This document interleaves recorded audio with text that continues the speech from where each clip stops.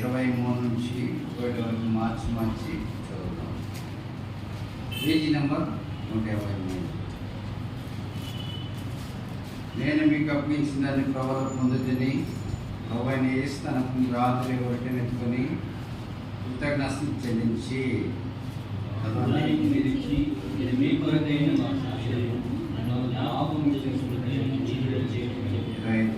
ఆ ప్రకారం పిమ్మట ఆయన పాత్ర ఎత్తుకొని ఈ పాత్ర నా రక్తం కొత్త నిబంధన దీనిలో త్రాగన ప్రకారం జ్ఞాపం చేసుకుని విధించగలుగుతాను.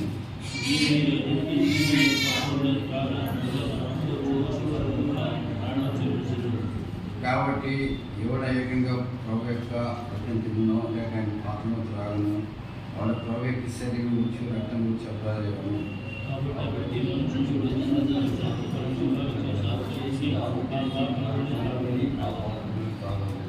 ప్రభు శరీరం నుంచి ముఖ్యతను త్రాగవలసిన శిక్ష ముఖ్యతను త్రాగుతున్నారు.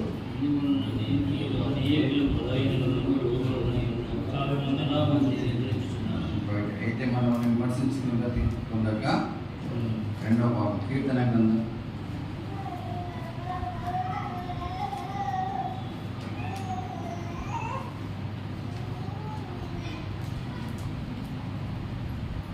31వ అధ్యాయం. కీర్తన 31వ అధ్యాయం 19వ వచనం కలిసి చదువుతాం. కీర్తన 31వ అధ్యాయం 19వ వచనం. Page number 467. కీర్తన 31వ అధ్యాయం 19. నీ యందు భయభక్తులు గల వారి నిమిత్తము నువ్వు దాచించిన మేలెంతో గొప్పది. నరలి రెట్ట నేను ఆశ్రయించే వారి నిమిత్తము నీ సిద్ధపరిచిన మేలెంతో గొప్పది. ప్రార్థన చేస్తాం. పరిశుద్ధమైన తండ్రి, నీ బంగారు పాదకున్నములు మరొకసారి సాధారణ ప్రార్థన మందిరంలో మరి నూతన సంవత్సరంలో మా అందరిని ప్రేమించి సజీవలో ఉంచి ఆయుష్ పొడిగించి సంవత్సరం దయకి మనగ్రహించి మరి 5 నెలలు కాపాడుతూ వచ్చిన 6వ నెల మా పిల్లల ప్రవచనాన్న ఉదయకాలము నీ పరిశుద్ధ స్థలంలో పరిశుద్ధాలయంలో నీ పాలపీఠం యొక్క ఇంతవరకు సాగిపడి ఆరాధిస్తూ వచ్చినాం, పూజిస్తూ వచ్చినాం, మొక్కుతూ వచ్చినాం. అందరం బట్టి మనము తిరిగి మేఘశరీరంలో పాల్గొంటూ వచ్చాం.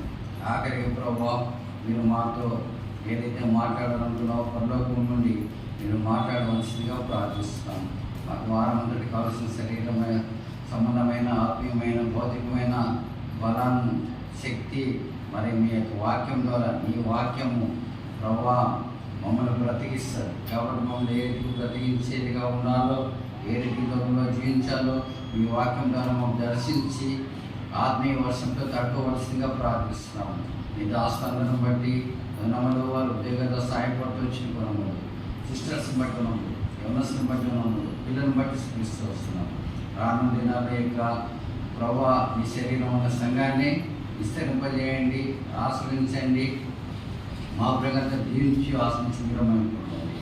ఉదయకాలం నుండి సందర్భానికి మాకు చిక్కుపడ్డట్టుగా ఉన్నాము. అట్లా ప్రభా యొక్క పాత్రని దీనదాసులను కూడా మరొకసారి ప్రజలు నాయనని ప్రేమించి ఈరోజు పరిచయకై ఈనాటి దినం నుండి ప్రభా నీ యొక్క పొలంలో పరిగెరుకోవడానికి చిక్కుపద్ధతిగా ఉన్నాము. ఉదయకాలం మన యొక్క ధర్మాల గ్రామం వెళ్ళి రావడానికి చిక్కుపద్ధతిగా ఉన్నాము. తిరిగి ఇప్పుడు కూడా ప్రభా నీ సన్నిధిని పడడానికి నాలో మనిషికరం లేదు. ప్రభా నీ యొక్క కనిక్రమం ద్వారా మీ కృప ద్వారా నన్ను దర్శించి నిలబట్టడానికి నమస్కారం. మా అందరికి వినే మనసు గ్రహించడం తల కాపాడు ప్రభు. మా పిల్లలందరం బట్టి ఉన్నప్పుడు ఎవరైతే రాలేదు మనకి సమయం వాళ్ళకి దయచేయమని ప్రార్థిస్తున్నాం. అట్లా ఈ వారం దగ్గర నుంచి మేలు కనికలు చేస్తున్నారు. మరి యొక్క మందిర ఆవరణను శుభ్రపరిచి మరి ప్రభా నీ మందిరంలో చేసిన పనిని బట్టి మీ ఇంటర్ బయట వాళ్ళందరూ దీవించి మా ఆశించి మీరు మహిమ పొందమని ప్రార్థిస్తాం. ఇంకా ఏదైతే అవసరమో కూడా దయచేయమని ప్రార్థిస్తాం. ఈ సమయం మాకు దీవెనకరంగా ప్రశ్న చేయము. ఎవరైతే బాధలు వచ్చినారో, ఎవరైతే అక్కర్లో వచ్చినారో, ఎవరైతే కష్టాలు వచ్చినారో, చెప్పుకోవడానికి సమస్యలో ఉన్నారో వాళ్ళందరినీ ప్రభావ నీ మందిరం మేలు చేతి చుట్టూ బంది వారి బాధల నుండి శ్రమల నుండి ప్రతి ఒక్కరి నుండి మీరు తీర్చి విడిపించి బలపరిచి సమస్త ఆనందంతో నింపవలసిందిగా ప్రార్థిస్తాం. నీకే ఉన్నమని స్వతం చేస్తాం. ఏ స్నానం ప్రార్థన చేస్తున్నాం తండ్రి, ఆమేన్. మరొకసారి మీ మధ్య నిలబడినందుకు ప్రభువుకు మరి మీ అందరికీ యేసు నామములో తెలియజేస్తాం. మీరు ఎంతో ప్రేమ కలిగి వాళ్ళు. సాధారణ ప్రార్థన మందిరం అంటే చాలా ఇష్టం నాకు. కాబట్టి మరొకసారి దేవుడి నూతన సంవత్సరం మీతో పాటు ఉండడానికి దేవుడు నాకు చూపుతూ వచ్చాడు. మీ కొరకు ప్రార్థన చేస్తున్నాం. మా కొరకు కూడా మీరు ప్రార్థన చేయవలసిందిగా మనం చేస్తున్నాం. మనం చదివిన భాగంలో 2 విషయాలు తీసుకుందాం. రండి, 3 కొరింథీయులకు రాసిన పత్రిక చదువుకుందాం.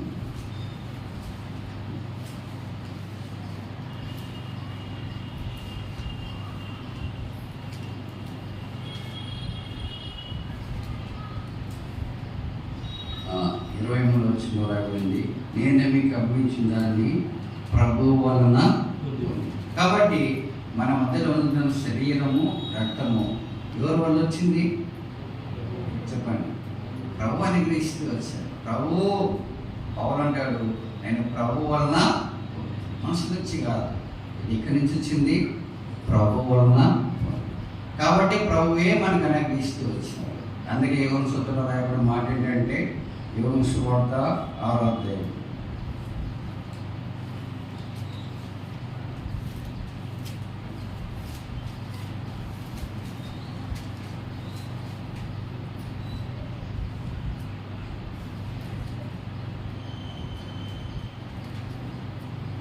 వచ్చింది చదవండి. అందుకు యేసు వారితో చెప్పాడు, జీవాహారము నేనే. జీవాహారం ఇది ప్రభువులో పొందినది. ఇది ఎలాంటిదంటే జీవాహారం. మనం ఇంతవరకు తినది ఏంటంటే జీవాహారం, జీవంతో కూడిన ఆహారం. అందుకే యోహాను సువార్త 1వ అధ్యాయంలో రాయబడింది, చదవండి. ఈ జీవం ఏది కలిగింది? యోహాను సువార్త 1వ అధ్యాయం 3వ వచనం. కలిగి ఉన్నది ఏది అని లేకుండా కలగలేదు, ఆయనలో ఏముంది? జీవం ఉంది. కాబట్టి ఆయనలో ఏముంది? జీవం. ఈ జీవము మనము జీవాహారాన్ని తింటూ వచ్చాం, బోధిస్తూ వచ్చాం. కాబట్టి జీవం ద్వారా మనకి ఏం కలుగుతుంది? అక్కడే రాయబడింది, ఆ జీవం మనుషులకు వెలుగై. కాబట్టి దేవుని ప్రజలారా, ఈ మధ్యాహ్న సమయంలో నువ్వు నేను ఇంతవరకు భుజించిన ఆహారం ఏంటంటే భౌతికమైన ఆహారం కాదు. ఇది ప్రభు వలన మనం పొందుతూ వచ్చాం. ఎలా పొందుతూ వచ్చినామంటే ఆయన మన కొరకై జీవాహారంగా ఈ లోకానికి వచ్చాడు. ఎంత గొప్ప సంగతి! లోకంలో మనం ఎవరికి లేదు ఇలాంటి పరిస్థితి. ఎవరికనుందా? అందుకంటాడు, వీధి లేని వారు మీరు ధన్యులు. మనము ధన్యులం. దేవుడు ఎంతో ధన్యులుగా చేస్తూ వచ్చినాడు. ఇంతవరకు పాట పాడుతూ వచ్చినాడు అబ్బాయి. మనకి ఇలాంటి ధన్యత చెప్పండి. పాట పాడినాడు. ఈ లోకంలో మీరు ఎవరైనా చూసుకోండి, కోటీశ్వరుడనే కానీ, పెద్ద మినిస్టర్నే కానీ, లేకపోతే సీఎం కావచ్చు, పిఎంఓ ఎవరైనా కావచ్చు, వాళ్ళకి కట్టించిన భవనాలు ఎక్కడో కూడా క్రాక్ ఉంటాయి. ఉండవా? ఎవరు చక్కగా కట్టారు. ఏ ఆర్కిటెక్చర్ ఇంజనీర్లు ఎంత కరెక్ట్ పర్ఫెక్ట్ అయినా కట్టేవాడు ఎక్కడ నేను చూస్తుంటాను, అనేక ఊర్లు తిరుగుతూ ఉంటాను. ఎక్కడో కాంపౌండ్ వాళ్ళ లేకపోతే ఎక్కడో ఉంటా ఏమైపోయింది చెప్పండి. కొద్దిగా వచ్చింది అది ప్రెసిడెంట్ భవన్ మీద వచ్చి అప్పుడు బ్రిటిష్ వాళ్ళు కట్టారు కాబట్టి అది న్యూ బిల్డింగ్ కట్టారు కదా, పార్లమెంట్. మన పార్లమెంట్ పోయి చూడండి, అక్కడ ఉండేది ఏదో కొనాన్న. చెప్పేదేమంటే మానవుడు కట్టేది ఆ రీతిగా ఉంటుంది. అయితే దేవుడు నిర్మించింది ఏ రీతిగా ఉంటుంది? ప్రకటన గ్రంథం 21-22వ అధ్యాయంలో రాయబడింది. ఇంతవరకు పాట పాడుతూ వచ్చినాడు. ఏం పాట అది?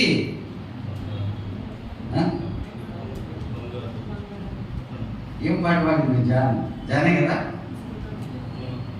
ఏం పాట అది? ఏదంతా కట్టబడింది? సిమెంట్ కాదు, ఇసుక కాదు. ఇప్పుడు ఇసుక తిరగాలంటే కర్ణాటకలో కష్టం.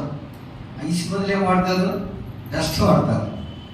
అనే కదా, ఇసుక రావట్లేదు. ఇప్పుడు ఏం చేయాలా? ఆల్టర్నేటివ్. ఇది కూడా బాగానే ఉంది. ఇంజనీర్లు ఏం చెప్తారు? వాళ్ళకి ఏదైనా చెప్పేస్తారు. కట్టే అదేమైపోతే 2 రోజులకి ఇదే. అయితే దేవుని నీకు నాకు ఆయన ఎంత సిద్ధపరుస్తూ వచ్చినాడంటే, అందుకే కీర్తనలు చదువుతూ వచ్చినాం కదా, యెహోవా యందు భయభక్తులు గల వారికి సిద్ధపరిచిన మేలు ఎంతో గొప్ప. కాబట్టి దేవుని ప్రజలారా, మనం ఎంత ధన్యులము. మనకి ఎలాగ ఉందండి, ఈ లోకంలో నీకు నాకు ఏం లేకపోయినా పర్వాలేదు, కానీ మనకి పరలోకంలో ఏముంది? బంగారము వీధులు. అందుకే ఇంతవరకు పాడుతూ వచ్చినాడు. బంగారం వీధులు అంటే ఇప్పుడు ఊరు పల్లెటూరు పోయినాం. పల్లెటూరు పోయింటే అక్కడంతా ఏముంది? బురద ఉంది. అక్కడేమంతా ఉంది? నీళ్ళు ఉన్నాయి. అక్కడేమంతా ఉన్నది? దుర్గంధం ఉంది.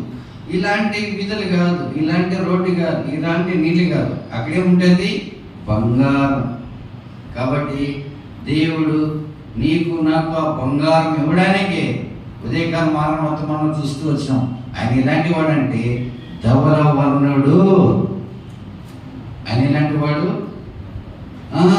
రత్నవర్ణుడు. ఆ రత్నవర్ణుడు, ధనవర్ణుడు నీకు నాకు ఏమిస్తూ వచ్చినాడంటే ఆయన ఉండే స్థలములో నువ్వు నేను ఉండాలని ఆయన మన కొరకై ఆయన ఈ లోకానికి మానవుడిగా వచ్చి మన వల్లే జీవించి మన నిమిత్తమై ఆయన శ్రమపడి శిలువ మరణం పొంది నీ కొరకు నా కొరకు తన శరీరాన్ని శిలువలో బలియాగంగా అర్పించుకున్న ఈ శరీరము నువ్వు నేను తినడం ద్వారా నీకు నాకు కలిగేది ఏంటంటే జీవం కలుగుతుంది. ఏం కలుగుతుంది? జీవము. ఆయన బతికున్నప్పుడు, ఆయన పరిచయం చేసేటప్పుడు ఆయన ఆ శరీరంతో ఎలాంటి కార్యాలు చేస్తూ వచ్చినాడంటే ఆశ్చర్యకార్యాలు చేస్తూ వచ్చినాడు, అద్భుతాలు చేస్తూ వచ్చినాడు. ఆయన మాట ఇస్తే చాలు. అందుకంటాడు శతాధిపతి వచ్చి, అయ్యా నువ్వు నా ఇంటికి రావద్దు, నువ్వు లోకరక్షకుడు కదా, నువ్వు నా ఇంటికి ఎందుకు వస్తావు? నేను పాపినయ్యా. నువ్వు మాట సెలవిస్తే ఏమంట చెప్పండి, నీ మాట చాలు. ఎవరు బతుకుతారు? కాబట్టి కూర్చుని వాళ్ళ అలాంటి దివ్యమైన మరి అలాంటి సుందరుడైన ఆ శరీరంలో నువ్వు నేను పాల్గొంటున్నా వచ్చాం. కాబట్టి ఆయనకునే శక్తి మనకు కూడా ఉంటుంది. అవునే కదా? ఆయనకుండే ప్రభావం నీకు నాకు. అంటే జీవం అంటే ఏంటి? ఆయన జీవం మనలోకి వస్తుంది. అవునే కదా? ఇప్పుడు నేనున్నాను, మన పిల్లలు ఎట్లుంటారు? మన లెక్క ఉంటారా లేదా? చెప్పండి. ఇప్పుడు మన పిల్లలు మన లెక్క ఉంటారా ఉండరా? డౌటా? ఇంకా ఇప్పుడు వేదిరెడ్డి లెక్క ప్రభు ఉంటాడు. ఉంటాడా ఉండడా? ఆ రీతిగానే మనము ఎవరి పిల్లలము? యేసు ప్రభు యొక్క ఆయన లక్షణాలు ఉంటాయా లేదా? ఆయనకున్న శక్తి ఉంటుందా లేదా? ఆయనకున్న ప్రభావం ఉంటుందా లేదా? కాబట్టి దేవుడు సిద్ధించి మాట ఏంటంటే నువ్వు జీవం గల ఆహారంలో పాల్గొనినావు. నీవు కూడా అపస్కారంలో చదివితే 4వ అధ్యాయం 5వ అధ్యాయంలో మనం కూడా ఏం చేయాలా? ఆశ్చర్యకార్యాలు మహత్కార్యాలు చేసేవారుగా ఉంటాం. కాబట్టి ఈ మధ్యాహ్న సమయంలో నువ్వు నేను ఏదో మనం అజయమస్తులు కాదు, మనం మామూలు కాదు. మనం ఎవరమంట చెప్పండి, మనం ఎలాంటి వారు? ఆశ్చర్యకార్యాలు మహత్కార్యాలు చేయాల. ఎవరికి? లోకంలో ఉన్న వారికి. అయ్యో వీళ్ళు సమానులు కాదు, వీళ్ళు భూమి తెలగిందలు ఎట్లా చేస్తారంట అంటే కారణం ఏంటంటే, దానికి మూలం ఏంటంటే ఆయన శరీరంలో నేను ఆయన ఇలాంటి అద్భుతాలు చేశాడు, ఇలాంటి కార్యాలు చేశాడు. మనం కూడా అభివృద్ధి చేయాలనే మన కొరకు ఈ లోకానికి వచ్చింది. మనం కూడా ఇది నన్ను చాలా మంది మీకు తెలుసు సభలు పెడుతుంటారు, టచ్ అంటే పడిపోతున్నారు. అనే కదా వాళ్ళ గ్రౌండ్లో నా పల్లెల్లో 4 దినాలు ఎవరు వస్తున్నారు అని పెద్ద పెద్ద ఫోటోలు వేస్తే వాళ్ళకి ఉన్న బలం ఒకటే, మనకున్న బలం ఒకటే. వాళ్ళ మనసులే చెప్పండి చెప్పాలా? మనము వాళ్ళు తినేది ఒకటి, మనం తినేది వాళ్ళు నచ్చేది ఒకటి. వాళ్ళేమి గొప్ప కాదు, మనమేమి తక్కువ.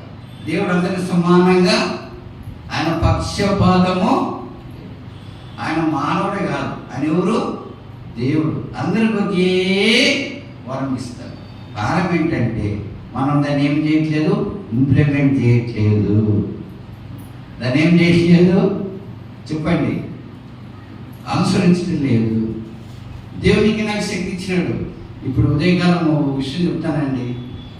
వర్షం వచ్చిందా లేదా? మేము ఆ ఊరికి పోవాలా, అందరు రెడీనాము. నేను ప్రార్థన చేస్తున్నా, ప్రభువా ఈరోజు ప్రభు దినం, అవునాయి కదా. మనలో కొద్దిగా ఏంటనే చిన్నపిల్లలకి ఏమన్నా స్కూల్కి రాలేదు, మా అమ్మ వద్దండి సార్ అంటారు కదా. లేకపోతే మా బంధువులు వచ్చింది సార్, మా తాత ఇక్కడ పోయింది సార్, మా యువకు ఇక్కడ పోయింది సార్ సాకి చెప్పి ఓకేరా అంటారు. మనల్ని కూడా ఏదో ఒక సాకి చెప్పి దేవుని మందిరానికి వర్షం వచ్చింది రాదు. కాబట్టి ఏదో ప్రభు దినం ఏ రీతి ఉండాలంటే ఆయన ఆరాధించే దినం.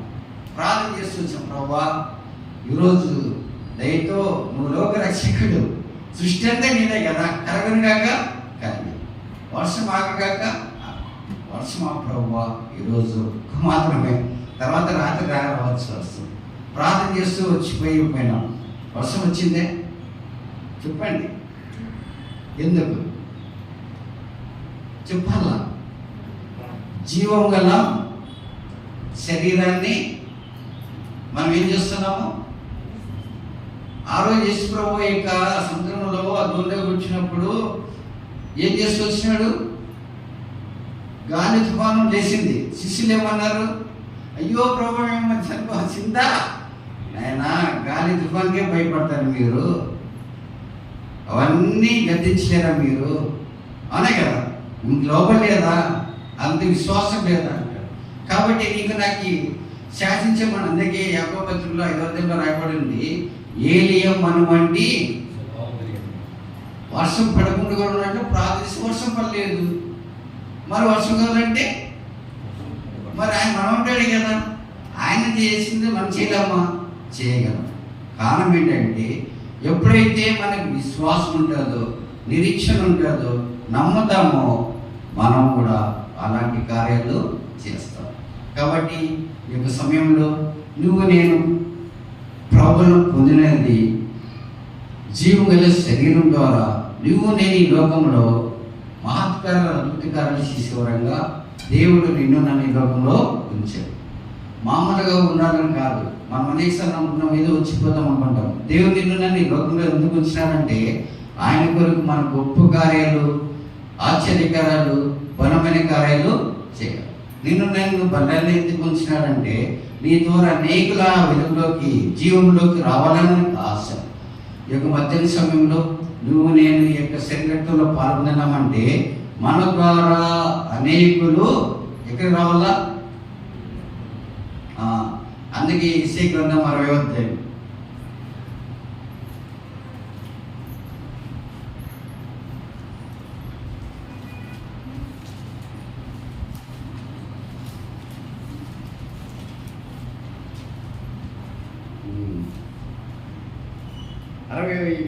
మొదటి వచ్చింది, నీకు వెలుగు వచ్చున్నది. తర్వాత మొదటి వచ్చింది, జనములు నీ వెలుగునకు ఉందా లేదా? వాక్యం సత్యమా కదా? కాబట్టి వెలుగులోనికి ఎవరు వస్తారు? జనములు వస్తారు. కాబట్టి ఇక దేని ముందరలోకి ఎవరు వస్తారు? జనాలు వస్తారు. ఎట్లా వస్తారంటే వెలుగు. వెలుగు ఎట్లా వచ్చింది? జీవం నుంచి కలిగింది. జీవం ఎక్కడి నుంచి వచ్చింది? ఇక్కడి నుంచి వచ్చింది. ఇప్పుడు లైట్లు వచ్చినాయి, లైట్లను ఆఫ్ చేస్తే ఏమవుతుంది? చెప్పండి, చీకటి అయిపోతుంది. కాబట్టి ఒక ఆయనంట స్కూల్ పంపించిందంట వాళ్ళ అమ్మ. స్కూల్ పంపిస్తే అందరూ బాధ చదువుతున్నారంట, ఆయన చదవలేడంట. చదువు మరి ఏం చేయాలా? టీచర్ సరేలే అంత చదువు, మీడియం చదివిస్తా, ఎంత ప్రయత్నం చేసినా ఏమీ చదవలేదు. సరే ఎన్నో చూసినాడు. వాళ్ళ అమ్మకి మీ అమ్మని పిలుచుకోమని చెప్పాను. సరే ఏం బాధపడకుండా వాళ్ళ అమ్మ చెప్తే వాళ్ళ అమ్మ ఏమైందో వచ్చి, ఏమయ్యా అంటే, అమ్మ చాలా ప్రయత్నం చేసినా మీ అబ్బాయికి చదువు రాదు, చదువులేడు, కాబట్టి నువ్వు ఇంటికి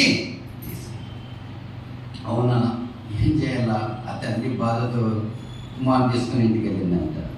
ఇంటికి వెళ్ళాలని చేసిందంటే ప్రార్థన చేస్తూ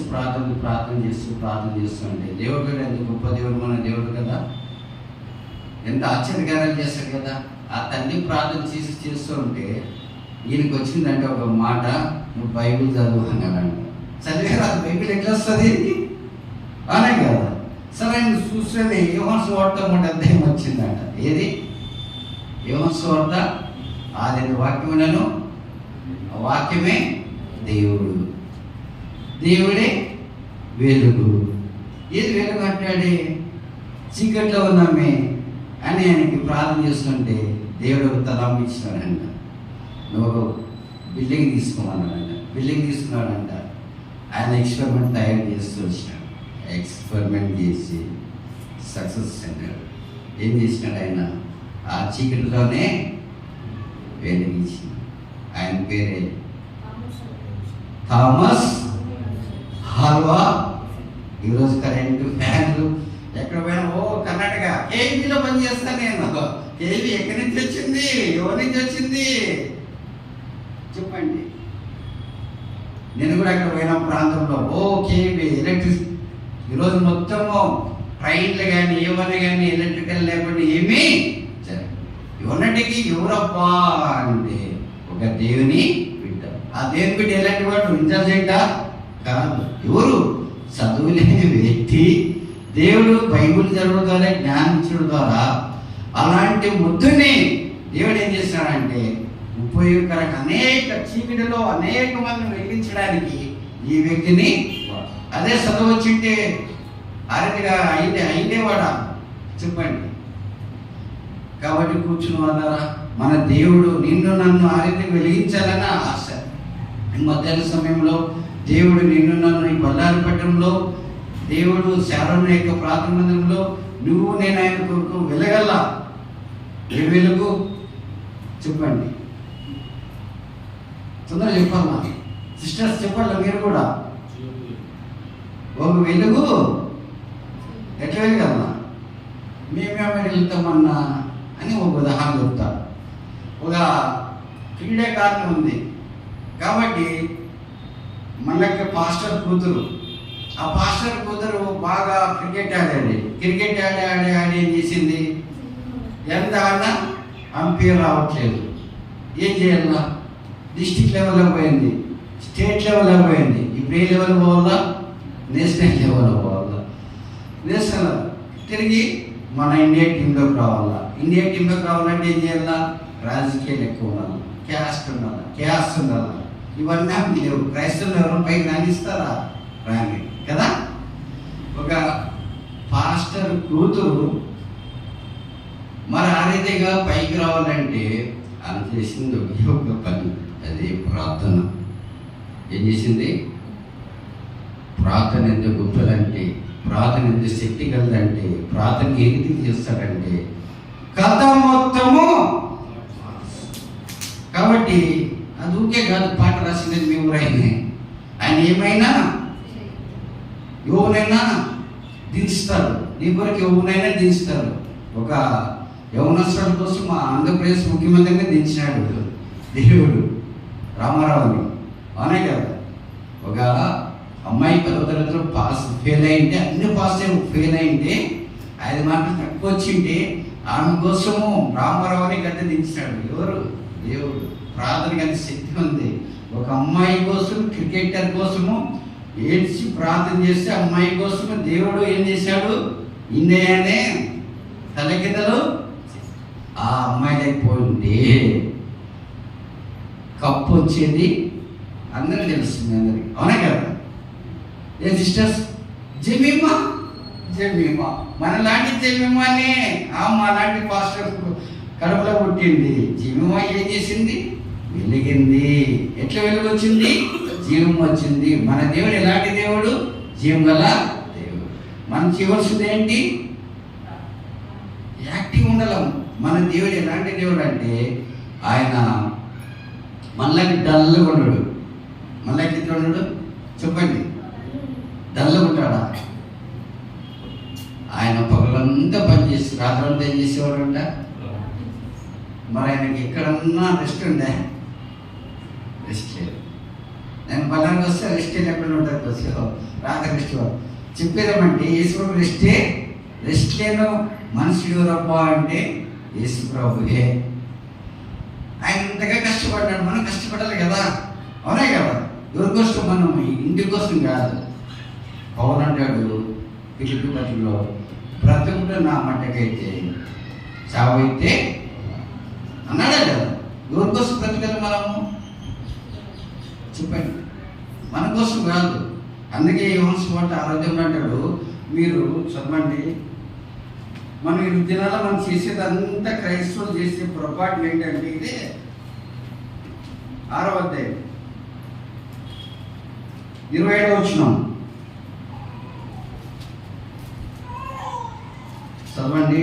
క్షయమైన ఆహారం కొరకు కష్టపడకూడదు కానీ నిత్య జీవము కలుగు చేయము అక్షయమైన ఆహారం కొరకే కష్టపడి. క్షయమయ్యే దానికోసం నువ్వు చెప్పండి సిస్టర్స్, గట్టి చెప్పండి అందరికి. సిస్టర్స్ మీరందరూ చెప్పాలా. మనం ఏం చేస్తామంటే క్షయమైపోయడానికి ఏం చేస్తాము? కష్టపడతాం. వాక్యం తెలిపిస్తుంది దాన్ని కష్టపడద్దండి. దేనికోసం కష్టపడాలన్నాడు? అక్షయమైన దీంతో పాటు వచ్చినారు. అక్షయమైనది ఎక్కడున్నది? పరిశుద్ధ. దానికోసం మీరు కష్టపడాలా. అందుకే మత్తయి సువార్తలో రాస్తాడు, 2 ఉదాహరణలు చూపిస్తాడు. మత్తయి సువార్త 6వ అధ్యాయం.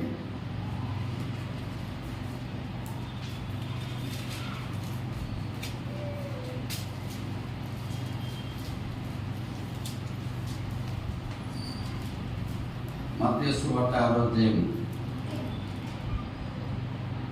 25వ వచనం.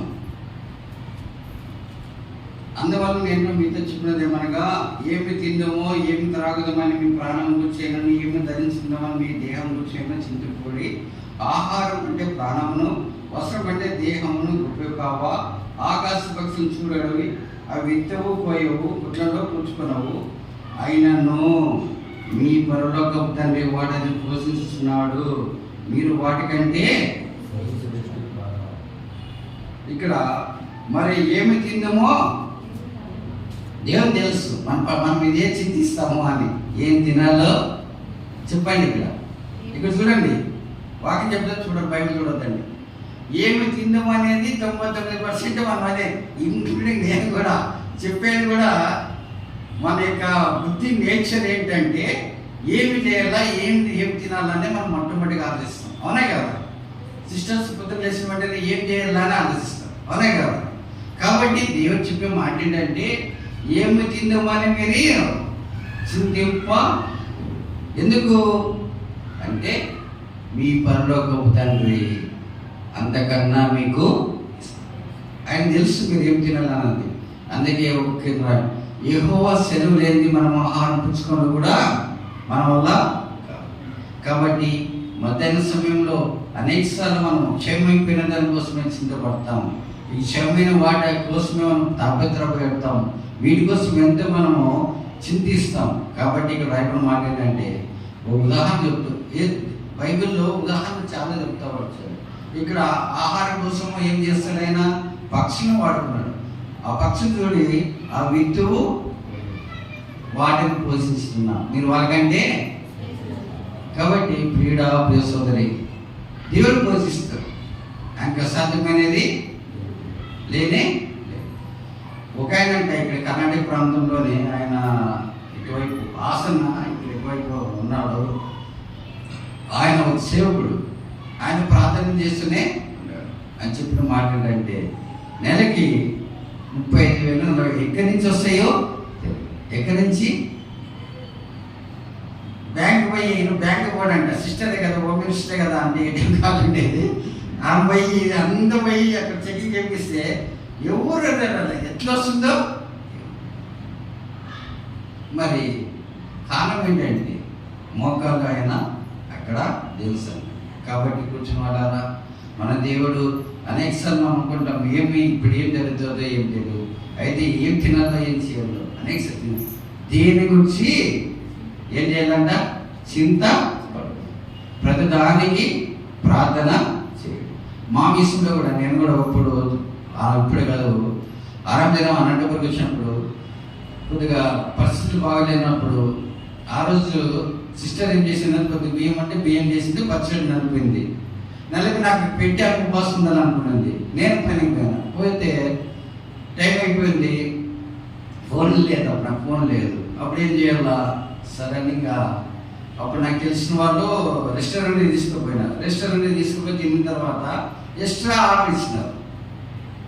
అది దేవుడు చూడండి ఎంత లిస్ట్ రాయించిన తర్వాత నేనేమో వాళ్ళని అడిగలే.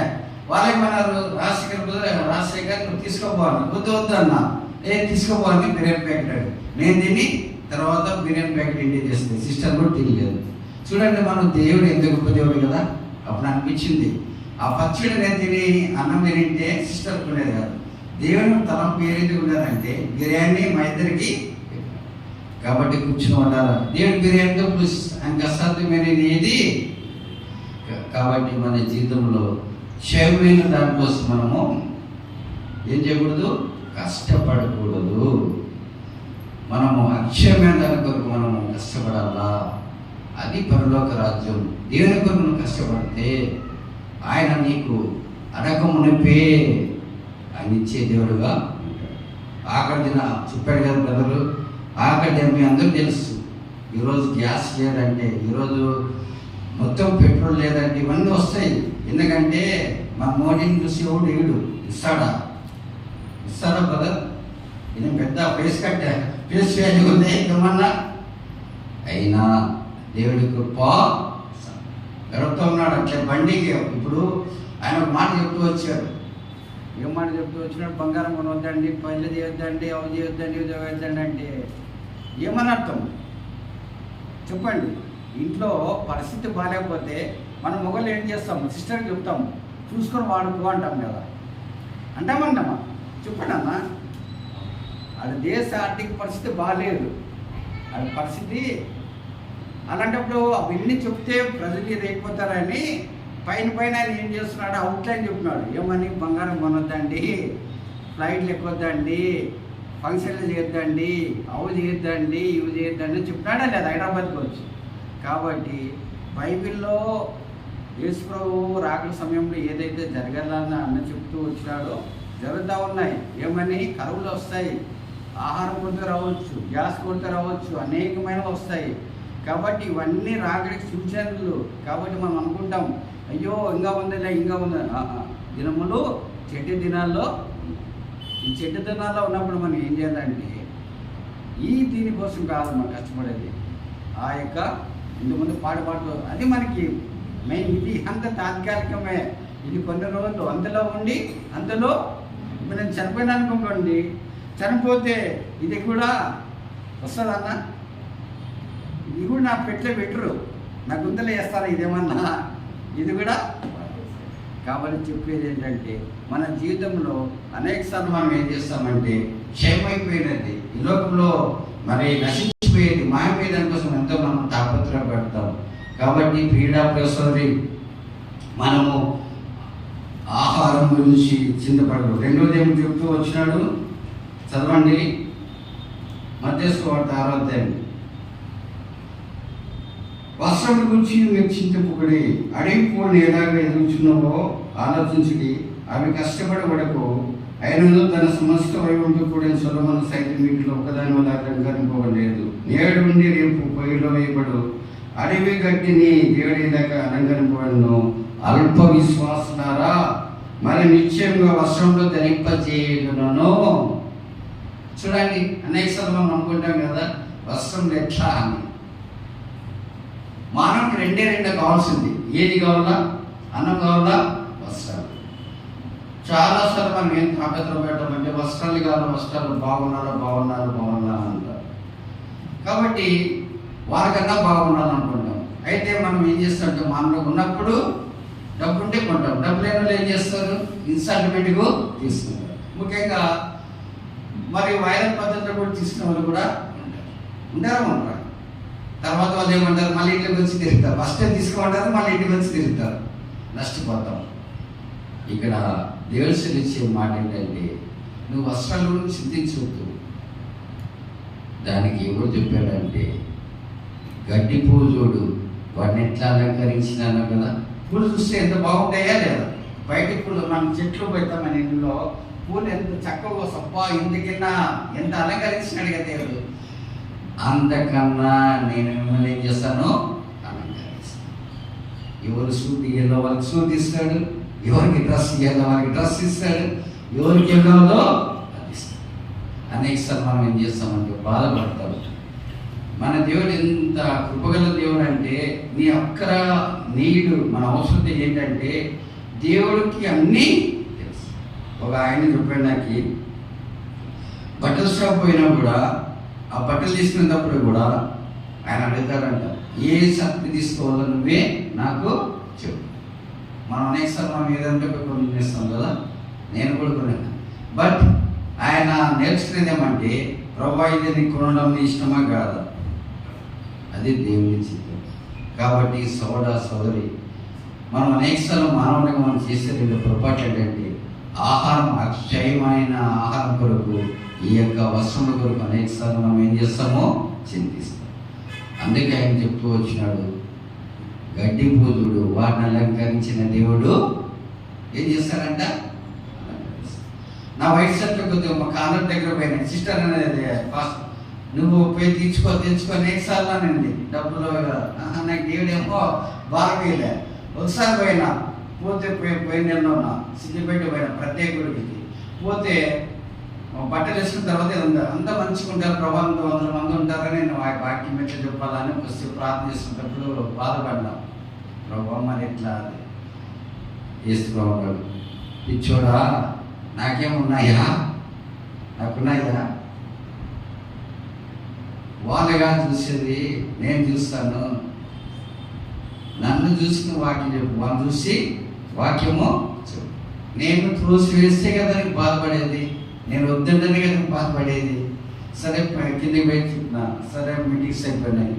వచ్చేటప్పుడు వాళ్ళు ఒక బ్యాగ్ తెచ్చి ఇచ్చినారు, దాంట్లో వైట్ షర్టు ప్యాంటు. దేవుడు తెలుసు ఎప్పుడు ఏం చేయాలో. అక్కడి నుంచి మళ్ళీ మ్యారేజ్ అయిపోయాను. మ్యారేజ్ అయిపోతే అక్కడ కూడా అంతే, నేను అడిగే పెట్టాను, వేస్తాం బ్రదర్ అన్న అనుకున్నాను చెప్పి ఆయన కూడా వైట్ షర్టు చెప్పేది ఏమంటే, నెక్స్ట్ మనం ఏం చేస్తామంటే వాటి గురించి వీటి గురించి ఏం చేస్తామో చింతపడతాం.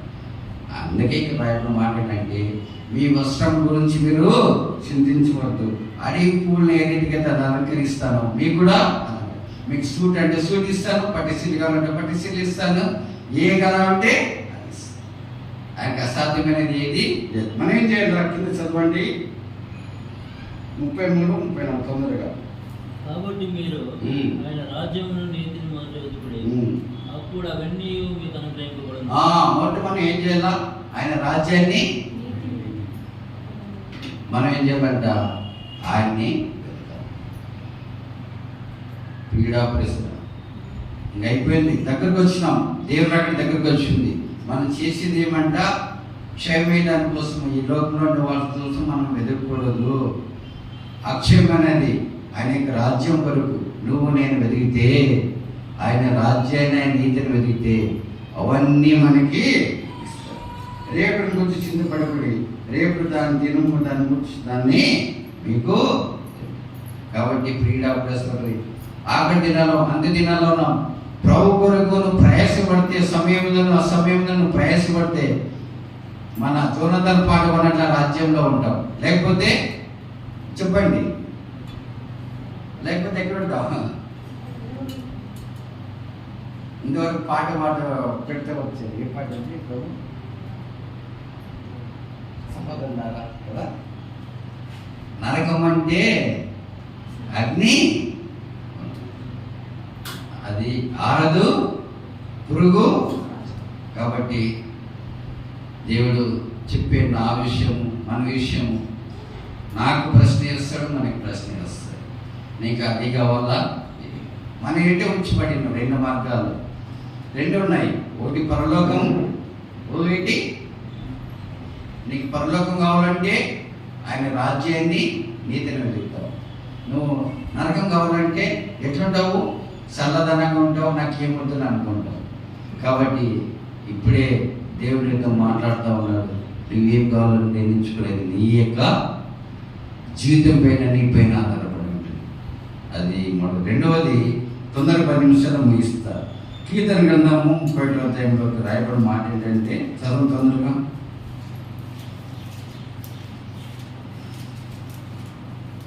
నీ యందు భయభక్తులు గల వారి నిమిత్తము దాచించిన మేలు ఎంతో గొప్ప, నరలేఖను ఆశించిన వారి నిమిత్తము సిద్ధపరిచిన మేలు ఎంతో. భయభక్తులు కలిగి ఉండాలి. భయభక్తులు. అబ్రాహాము గురించి దేవుడు ఇచ్చే మాట ఏంటంటే ఆదికాండము 22వ అధ్యాయం చదవండి. 22వ అధ్యాయం మొదటి వచనము. ఆ సంగతులు జరిగిన తరువాత దేవుడు అబ్రహామును పరిశోధించాడు. ఎట్లనగా ఆయన అబ్రహామా అని పిలువగా అతడు చిత్తము ప్రభువా అని. ఇక్కడ దేవుడు చెప్పిన వెంటనే అబ్రహాం ఏమన్నాడు? చిత్తము ప్రభువా. ఆయన మనం అనేక సార్లు మనం ఏం చేస్తామంటే తర్వాత లోతు గురించి అలా కాదు ప్రభువా, ఇలా కాదు ప్రభువా అంటాం మనం. కాబట్టి అబ్రహాము ద్వారా నువ్వు నేను నేర్చుకోవాల్సిందంటే దేవుడు పిలిచిన వెంటనే మనం చిత్తము అని చెప్పాలి. ఇంకొకరు ఉన్నారు, ఇంకొకరు సమయాలు. దేవుడు మాట్లాడుతున్నప్పుడు ఆయన చిత్తం అన్నాడా లేదా? చిత్తము చిత్తము. కాబట్టి సోదరులారా మనం దేవుడి మాట్లాడిన చిత్తం అని చెప్తే 12వ వచనం చెప్పండి. అప్పుడు ఆయన మీద చేయవేయకుము, అతను నేను ఏమీ చేయకుము, నీకు ఒకడైనా నీ కుమారుడిని నాకు విధించలేదు కనుక నీవు దేవునికి భయపడవాడు అని ఇందువలన నాకు కనబడుతుంది. అబ్రహాము ఎవరికి భయపడినారండి? ఎట్లా భయపడినారండి చెప్పాలా? దేవుని మాట విన్నాడు. రెండవది కుమార్ని ఇచ్చినాడు. ఇక్కడ 2 విషయాలు నేర్చుకోవాలి అబ్రహాము ద్వారా. ఆయన ఇచ్చినప్పుడు చిత్తం అని చెప్పాలా. రెండవది ఏంటి? మనం ఏదైనా ప్రేమిస్తాం కదా, మనం కూడా ప్రేమించే ఉంటాయి. ఆ ప్రేమించేవి ఆయన అడిగినప్పుడు నువ్వు ఇస్తే, అందుకే పాట సోదరుల అదే కదా ఇంకో పాట ఉంది, నువ్వు సమయానికి వస్తే దేవునికి ఇచ్చేది నువ్వు ఇస్తే. అనేక సార్లు మనం చేయట్లేదు. ఇక్కడ అబ్రహాము దేవుడు మన చెప్పిన వెంటనే లోబన్నాడు, చిత్తం అన్నాడు. రెండవది అబ్రహాము కుమారుని ప్రేమించాడు, ముసలితనంలో ఇచ్చినాడు. అక్కడ అబ్రహాముతో దేవుడు ఏం మాట్లాడాడంటే అబ్రహామాన్ని ప్రేమించి కుమారుడు తీసుకుపోయి బలియాను ఏం డిస్కస్ చేయలేఆయన. అట్లే కాదు ప్రభు, ఇట్లే కదా దేవుని మాటని అర్థం. కాబట్టి భయపడరా అనేక సన్నిధానాలు మనకి ఏం లేదు, భయమో లేదు. సమయం రమ్మంటే భయం లేదు, దేవుని మందిరం రావాలంటే భయం లేదు. అయిన తర్వాత ఇంకా చాలా చెప్పవచ్చు. మనం అన్ని లోకంలో ప్రేమిస్తాం కానీ దేవుని మందిరాన్ని చాలామంది ఈరోజు వర్షం రాలేదండి, లేకపోతే అనేక సాకులు చెప్తాం. యోనా సాకులు చెప్పాడు. ఏమైపోయినాడు? అన్ని దగ్గర పోయి నిద్ర. కాబట్టి దేవుడు అన్నింటిలో కూడా మనకి మాటలు చెప్పిస్తాడు. ఈ యొక్క సమయంలో మనం యెహోవా యందు భయభక్తులు కలిగి ఉంటే అబ్రహామును దేవుడు ఏ రీతిగా ఆశ్రయిస్తాడు, నిన్ను నన్ను కూడా ఆశ్రయిస్తాడు. చిత్తం అని చెప్పాలా, ఆయనకు లోబడితే, ఆయనకి మనం ఏదైతే ప్రేమిస్తాం ఆయనకి ఇస్తే, ఆయన అబ్రహాం వల్లే నిన్ను కూడా ఆకాశ నక్షత్రం వల్లే, సముద్ర ఇసుక రేణు వల్లే, తర్వాత ఆశ్రయించేదే కాదు మనకు గొప్ప చేస్తాడు. ఈ బైబిల్ అందరిలో మనం చూస్తే అబ్రహాం పేరు మొదటి నుంచి చివరి వరకు ఉంది. మన పేరు కూడా జీవ గ్రంథంలో రాయబడతారు.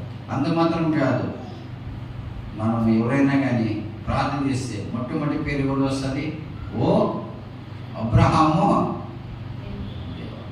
ఆయన అబ్రహాము దేవుడు, మన దేవుడు.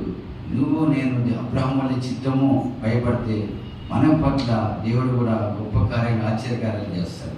రెండవదిగా నెహెమ్యా గ్రంథం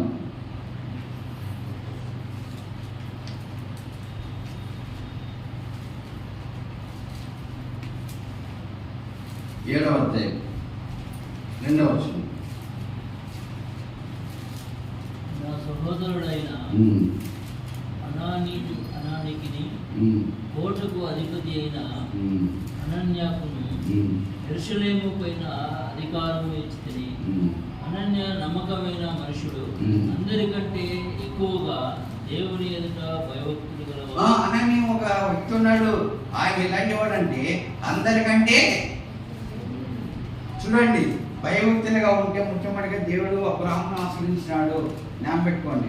రెండవదిగా అనానీయ దేవుని అందరికంటే భయభక్తులు కలిగి ఉన్నాడు. కాబట్టి అనానీయ ఏమైపోయినాడంట? అధిపతి అయినాడు. కాబట్టి మనం ఎప్పుడైతే భయభక్తులు కలిగి ఉంటామో దేవుడు నిన్ను నన్ను ఏం చేస్తాడు? అధిపతులుగా చేస్తాడు. రెండవదిగా ఆయన ఏం చేస్తూ వచ్చినాడు? నమ్మకమైన మనుషుడు. ఆయన ఇలాంటి వాడంట నమ్మకస్తుడు. ఎప్పుడు పత్రికలో రాయబడి ఈయన మోసే దేవుని ఇల్లంతటిలో నమ్మకం. నమ్మకం దేంటో తెలుస్తా చెప్పండి. మన నమ్మకష్టం అని ఎట్లా తెలుస్తుంది? మన నమ్మకష్టం అని ఏంది ఎట్లా తెలుస్తుంది దేవునికి? నిన్న వర్షం వచ్చిందా లేదా? వర్షం వచ్చినప్పుడు మనకి మీటింగ్ ఉంటుంది. వస్తే నమ్మకష్టం అని తెలుస్తుంది, రాకపోతే నమ్మకష్టమా? చెప్పాలి మీరే. కాబట్టి నమ్మకమైన వాడు మోసే, నమ్మకమైన వాడు అననీయ, నమ్మకమైన వాడు శారీరక ప్రార్థనలు, నమ్మకమైన వారు. మన గురించి కూడా దేవుడు స్టేట్మెంట్ ఇవ్వాలి. చెప్పేది ఏమంటే, భౌతికంగా ఒక అబ్బాయి గురించి చెప్తా. ఒక అబ్బాయి పోలీస్ వారి కుమారుడు, ఆయన క్రికెట్ ఆడాలని మంచి పిచ్చి, క్రికెట్ ఆయన కూడా పేరు రావాలి.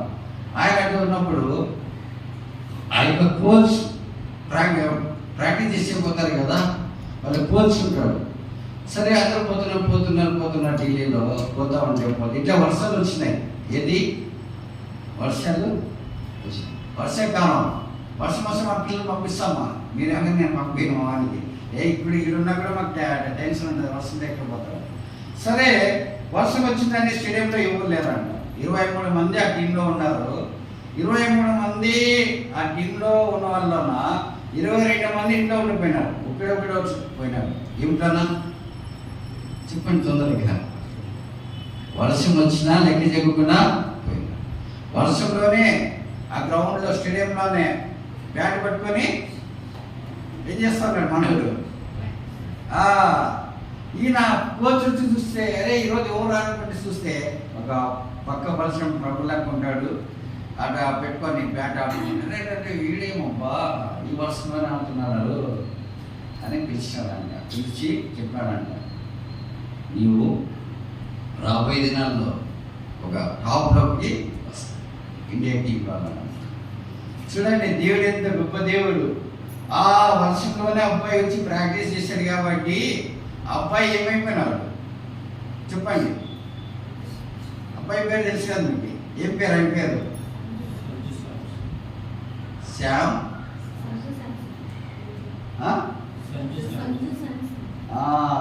ఆయన ఎట్లయినాడు? ఊకే అయినాడు, బ్యాట్ పట్టుకొని రోజు కొట్టి అయినాడా? ఏమైనాడు? వర్షంలో కూడా ఆ కోచ్కి ఆశ్చర్యం అయిపోయిందంట. వర్షంలో కూడా ప్రాక్టీస్. కాబట్టి వర్షంలోనే స్కూల్కి పోతాము, వర్షంలోనే డ్యూటీకి పోతామా పోమా? వర్షంలోనే ఏం చేస్తాం మనం చెప్పండి. ఊరికి మేము కూడా ఊరికి పోవాలంటే పోతాం, వర్షం వచ్చినా పోతామా? ఉండమా? ఉండము. కాబట్టి మన జీవితంలో ఆఖరి దినాల్లో ఉన్నాము. నమ్మకమైన దేవుడింటికి వస్తే, నమ్మకంగా దేవుని పని చేస్తే, నీకు అప్పగించి ఏ పని అయినా కూడా, ఎట్లాంటిదైనా కూడా దేవుడు నిన్ను ఆస్వాదిస్తాడు. నేను ఈ వాక్యం చెప్పాక నాకు అసలుకి రాదు, ఇప్పుడు చెప్తున్నాను.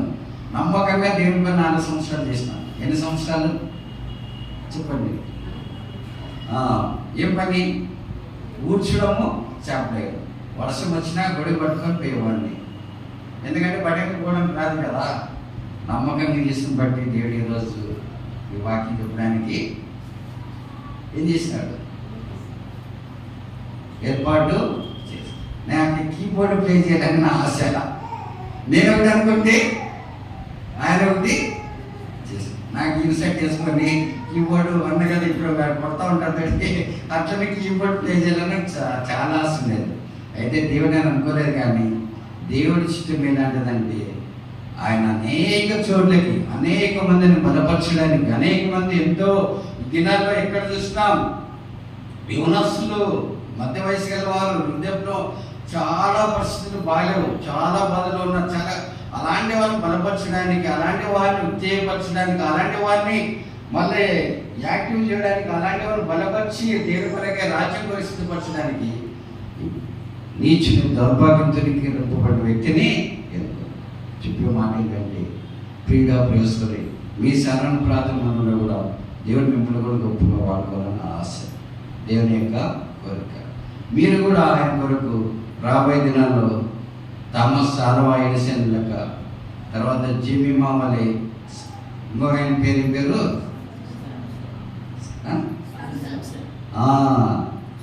ఆయన వల్లే బళ్ళారిలో ప్రభు కొరకు మీరేం చేయాలా? ఎలగల. ఆ రీతిగా జరిగినట్లు ప్రభు మనందరినీ సిద్ధపరిచి బలపరిచి వాడుకున్నట్లు ప్రభు మన సహాయము ఆ రీతిగా మనం వెలుగుదాం, ఆ రీతిగా మనం చేస్తాం. వాళ్ళతో ఉన్న దేవుడు మనతో కూడా ఉంటాడా ఉండడా? కాబట్టి మనం చేయవలసింది ఏంటి? దేవునికి అసాధ్యమైనది ఏంటి? ఆ రీతిగా దేవుడు సహాయము చేయాలి. ముగింపు ప్రార్థన మన మధ్య వచ్చిన కిరణ్ ప్రార్థన చేస్తుంది.